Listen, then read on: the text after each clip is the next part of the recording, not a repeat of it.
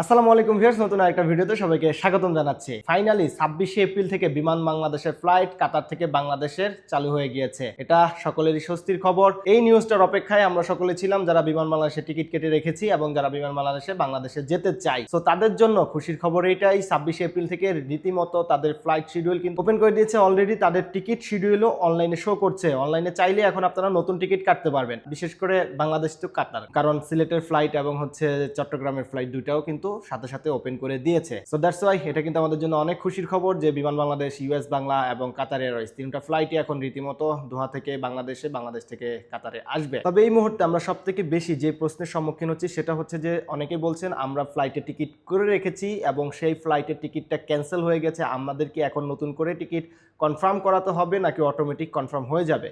তাদের জন্য কথা হচ্ছে যে অবশ্যই আপনাদেরকে এয়ারলাইন্সের সাথে কথা বলে অথবা আপনাদের এজেন্সির সাথে কথা বলে সেই টিকিটটা কনফার্ম করে নিতে হবে। অটোমেটিক কনফার্ম হবে না। আপনার এজেন্সির সাথে কথা বলুন, কথা বলে নতুন ডেটে কনফার্ম করান, অথবা আপনার সরাসরি এয়ারলাইন্সের সাথে কথা বলুন, বিমান বাংলাদেশ অথরিটির সাথে কথা বলে সেই ক্যান্সেল হয়ে যাওয়া টিকিটটা নতুন করে আবার কনফার্ম করে নিন। আর বিশেষ করে যারা নতুন টিকিট কাটতে চাচ্ছেন তারা চাইলে নতুন টিকিট কাটতে পারবেন, কোনো সমস্যা নেই। এবং অনেকে বাংলাদেশে যে আটকে গেছেন তাদেরও ফ্লাইট ক্যান্সেল হয়ে গেছে, তারাও আপনারা নতুন করে আপনাদের এজেন্সির সাথে অথবা এয়ারলাইন্সের সাথে কথা বলে নতুন টিকিট করে চলে আসুন কাতারে। এবং পরবর্তী ভিডিও খুব শীঘ্রই আসছে টিকিটের প্রাইস নিয়ে। সেই ভিডিওটা দেখতে সবার আগে আমাদের চ্যানেলটাকে সাবস্ক্রাইব করে রাখুন এবং আমাদের পেজটাকে ফলো দিয়ে রাখুন। সবাই ভালো থাকবেন, সুস্থ থাকবেন। আল্লাহ হাফেজ।